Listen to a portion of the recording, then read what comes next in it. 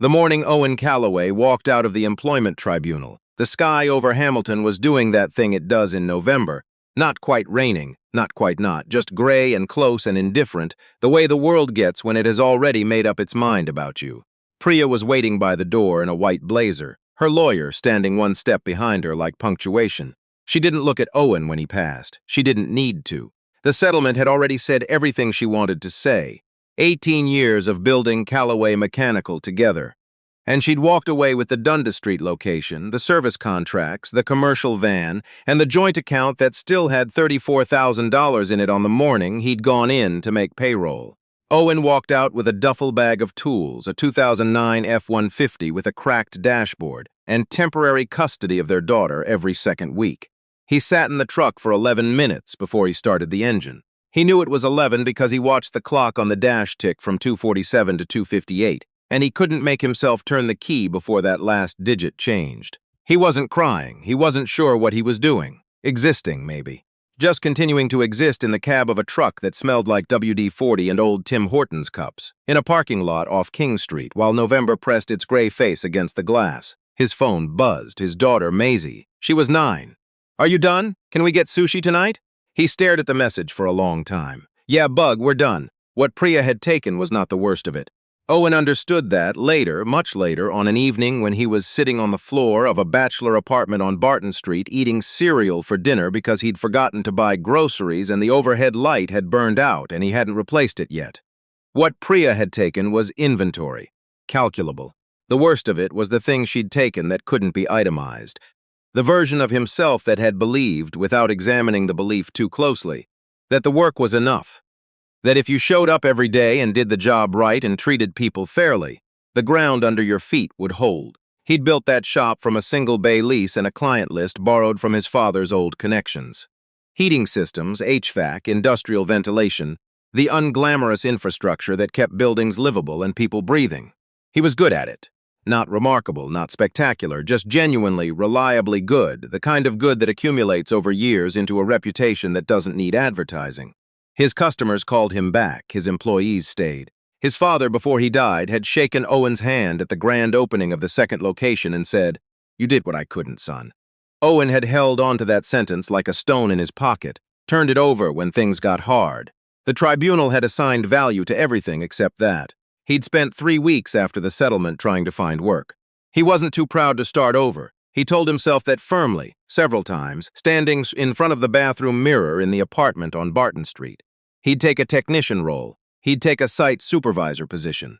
He had 22 years of experience and a wall of industry certifications and references from contractors all over the Golden Horseshoe. He sent 41 applications in 3 weeks. 17 didn't reply. 14 sent automated rejections. 6 asked for interviews and then, in the interviews, asked whether it was true he'd been involved in a dispute with his former business partner. And Owen would watch their expressions change when he explained, carefully and without editorializing, what had actually happened. And he'd see them make the calculation, the one that employers make when they can smell litigation somewhere in a candidate's recent history, even resolved litigation, even litigation the candidate had not initiated. 4 offers came in. 2 were insultingly below what he could accept and still cover Maisie's child support contributions. 1 was in Calgary. 1 was a contract role that would have had him working directly with Priya's new operations supplier network, which was so specifically cruel a coincidence that Owen sat with the offer letter for an hour trying to decide if the universe was testing him or mocking him. He declined all 4. He started taking small jobs under the table, furnace repairs, boiler inspections, the occasional emergency call from a property manager who'd gotten his number from someone who'd gotten it from someone. Cash work, careful work, the kind that kept the lights on without keeping him above water. He was not drowning. He was floating, just barely, chin up, conserving energy watching the shore. Maisie noticed, of course she noticed. She was 9, not oblivious. She'd stopped asking about the sushi place on Upper James because she'd registered with the precise social intelligence of a child who has learned to read the emotional temperature of rooms, that it was no longer a comfortable question. She asked instead for pasta at home, for board games, for the kind of evenings that cost nothing. Owen loved her for it and hated that she'd had to learn to do it. One night, About 2 months after the tribunal, she was sitting at his kitchen table, doing homework while he made something approximating dinner on the two-burner hot plate that came with the furnished apartment. She said without looking up from her binder, "Dad, are we going to be okay?" He set down the wooden spoon. "We're going to be okay. Okay," she said, and went back to her fractions. He stood there for a moment with his back to her, and he thought, she believed me. She actually believed me. And he wasn't sure if that made it easier or harder, because now the answer had to be true. The job came to him the way useful things sometimes do, sideways, through a connection he'd almost forgotten he had. Terrence Obie was a property engineer Owen had worked alongside years ago, back when both of them were younger and less cautious and more inclined to eat lunch off a tailgate in February and complain about their bosses. Terrence had gone into facilities management for a private equity group. They'd stayed in loose contact. The occasional text, a LinkedIn like, the ambient maintenance of an acquaintance that neither party had any urgent reason to dissolve. Terrence texted him on a Thursday in early December. "Hey, heard things got complicated for you. I've got a short contract if you want it. Nothing glamorous. Heritage building inspection, client is particular. 2 weeks, good rate. Interested?" Owen texted back in under a minute. "Yeah, what time?" The building was a 3-story Georgian revival on a residential street 2 blocks from the lake. It had been converted at some point in the 70s into a small inn, and then unconverted back into a private residence sometime in the 90s. And it wore the history of these transitions in its mechanical systems the way old houses do, apologetically, with layers. Owen spent the first day crawling through a basement that had been replumbed twice without anyone removing the original pipe runs, documenting everything on a clipboard because the client had specifically requested paper documentation alongside the digital report. He'd been told the client would be in and out but largely absent. He'd been told there was a property manager, a woman named Diane, who would handle any requests. He had not been told that the client would be standing in the basement doorway at 7:40 in the morning on his second day, in a navy coat and reading glasses, holding 2 paper cups of coffee. "Diane said you started early," she said. "I thought I'd come down." Her name was Renata Voss. Owen didn't know this when she handed him the coffee. He learned it later on a plaque on the wall of the upstairs study where she'd been photographed at a groundbreaking ceremony in Waterloo. She was the founder and former CEO of Voss Systems, which had spent a decade building environmental control infrastructure for data centers and cold chain logistics operations, and had been acquired 3 years ago for a number that Owen, when he eventually looked it up, had to read twice. She was 51. She had silver-streaked hair pulled back without ceremony and the manner of someone who had long ago stopped calculating the impression she was making. "You don't have to do that," Owen said, meaning the coffee. "I know," she said. She handed him the cup anyway and looked around the basement with the unworried attention of someone assessing a situation rather than being distressed by it. "How bad is it? The boiler's original," Owen said. "Probably 1962. It's been maintained, but it shouldn't still be running. The distribution lines have been soldered so many times they're basically scar tissue at the joints. The upstairs bathroom addition, whenever that went in, pulled from the domestic hot water in a way that's been creating pressure fluctuation in the radiant systems ever since. Can it be fixed? Everything can be fixed," he said. "The question is whether fixing it makes more sense than replacing it." She looked at him over the rim of her coffee cup. "What would you do?" It was a question Owen had been asked 1,000 times and answered 1,000 ways, depending on the client. Some wanted to hear replace it. Some wanted to hear fix it. And his job had always been to figure out which answer they were actually asking for before he gave them the one that was true. He looked at Renata Voss and couldn't read her the usual way. "Fix it," he said. "The bones are good. Boiler's a concern, but it's replaceable without touching the distribution. The rest of it just needs someone who knows what they're looking at." She nodded once, like that had settled something. "All right," she said, and went back upstairs. He didn't see her again until the 5th day. He'd been working through the heating systems floor by floor, writing up his reports each evening at the kitchen table in the apartment on Barton Street while Maisie slept. The overnight ferry from Toronto keeping him company through the gap. In the window he couldn't quite seal. He was doing good work. He could feel it. That clean, specific satisfaction of a problem being understood correctly, of systems being read the way they were meant to be read. On the 5th day, Diane knocked on the door of the second-floor mechanical room and told him Mrs. Voss had asked if he'd be available for lunch. He was, in the technical sense, always available for lunch. She'd set up in the sunroom, which was warmer than the rest of the house and had windows that looked out onto the backyard and the bare November trees, and just visible between them, a strip of gray lake. There was soup, the kind that comes from someone who knows how to make soup, not performatively, just well. "You used to own a mechanical company," she said. It was not quite a question. "I did," Owen said. "In Hamilton. 2 locations. Dundas Street and Binbrook." She set down her spoon. "My first data center was cooled by a system built by a company called Callaway Mechanical. This was 2008, 2009. The firm I'd hired originally walked off the job. Someone gave me a number. A man came out on a Saturday and fixed it in 4 hours and didn't charge me for the extra time." Owen looked at her. "That was my dad," he said. "Gerald Calloway. He died in 2015. Renata was quiet for a moment. "I'm sorry," she said, and she meant it. He could hear that she meant it, the way you can hear when condolences are currency and when they're not. "He would have remembered that job," Owen said. "He remembered all of them. I tried to find the company again years later," she said. "Looked it up last spring.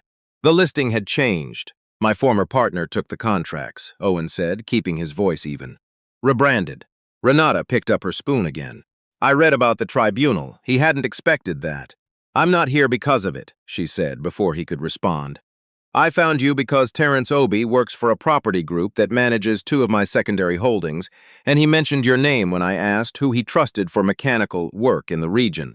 The tribunal came up in the background check. Diane runs background checks on contractors?" "I run background checks on contractors," Renata said without apology. "I've been doing it since 2004, when a contractor put my server room 2 weeks from a catastrophic failure and I didn't know enough to ask the right questions before I hired him." She paused. "The tribunal result is public record. I read it. I wanted to meet you." Owen sat with that for a moment. "Why?" he said.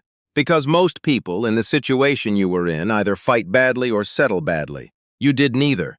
She looked at him the way she'd looked at the basement, assessing, unhurried. "You kept the scope to what you could actually prove. You didn't inflate the claim.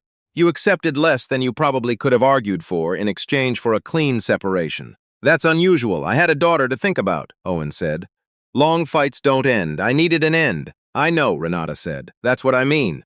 After lunch, she showed him the upstairs study. The award plaques on the wall, the framed technical drawings from the early Voss Systems years. A photograph of a building under construction somewhere flat and prairie-wide, probably Saskatchewan. She moved through the room the way people move through spaces they're not performing for anyone, picking things up and setting them down without narrating them. "I'm in the middle of something," she said, standing at the window. "A project. It's been delayed twice. And once because of a personnel situation I won't go into. The core of it is environmental control infrastructure for a facility in the Research Triangle, North Carolina.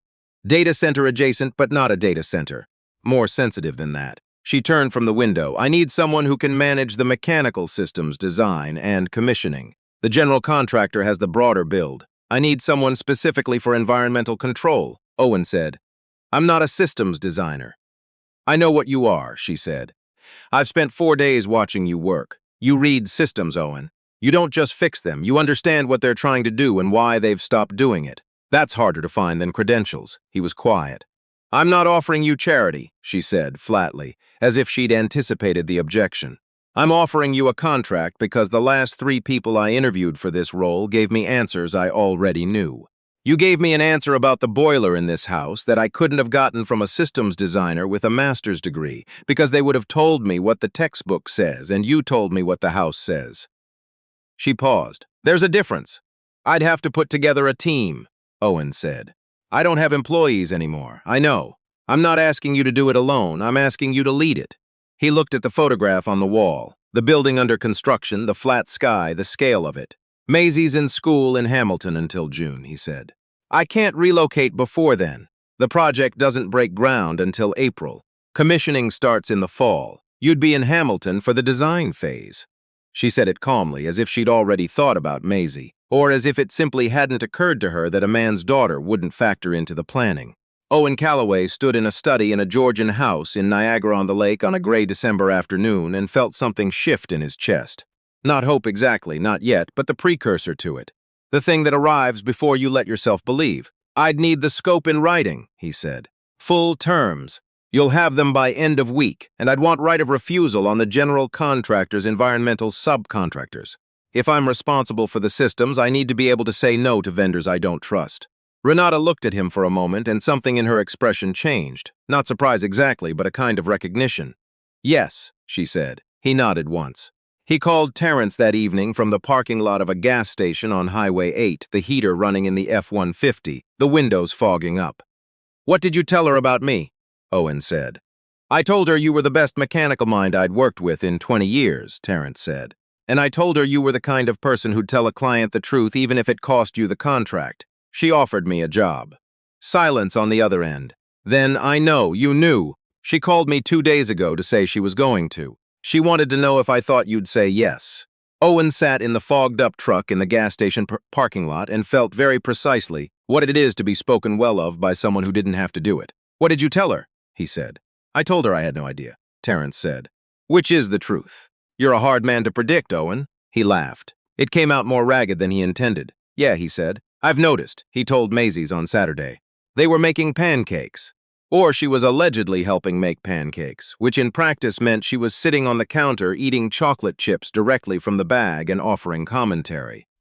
He told her that he'd been offered a contract for a big project, that it would mean he'd be very busy for a while, but that he wouldn't have to leave Hamilton, not until summer, and by summer they could figure things out together. Maisie ate 3 chocolate chips in a row and thought about it. "Is it good money?" she said. He looked at her. She was 9 years old, and she was asking if it was good money. "Yeah, Bug," he said. "It's good money." "Good," she said. "Because I want to go to sushi, like properly. Not the conveyor belt one." He kept his face very still so she wouldn't see what was happening to his expression. "Okay," he said. "Deal." She hopped off the counter and took the pancake batter and started stirring it with the casual authority of a person who has decided the conversation is over, and also that she's in charge of breakfast now. And Owen stood in the small kitchen of the apartment on Barton Street and thought, "She believed me. And this time I think she was right." The contract came by end of week as promised. Owen read it twice, then called a lawyer he trusted.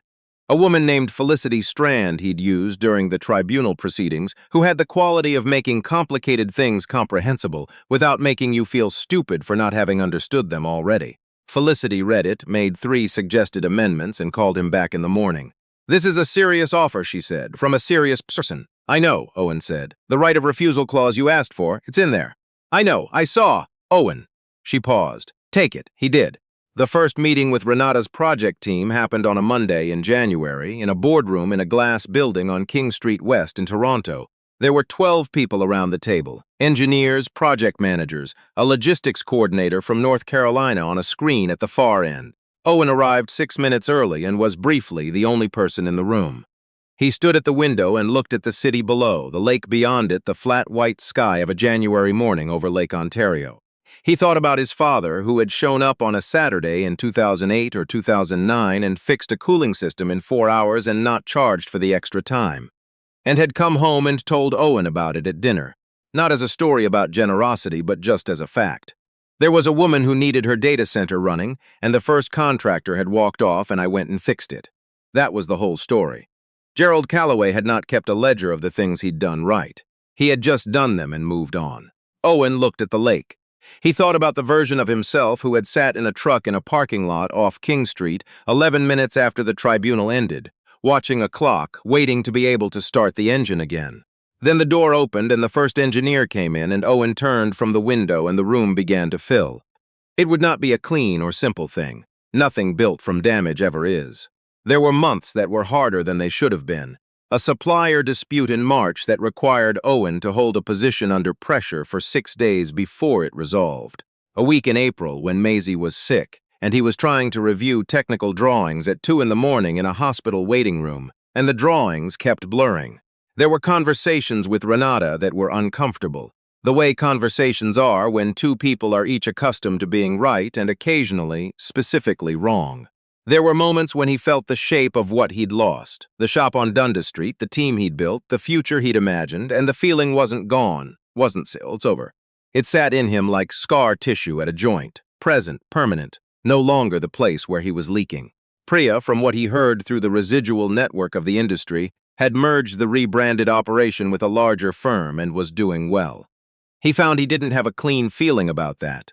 It wasn't satisfaction and it wasn't bitterness. It was something more like weather. A condition that existed, that he moved through, that was not the same as the forecast. What he had. A daughter who ordered the sashimi platter and ate every piece, and then asked for edamame with the assurance of someone who has decided to take up the full space available to her. A truck he'd finally gotten around to having the dashboard crack repaired on, which was a small thing but felt like a larger thing.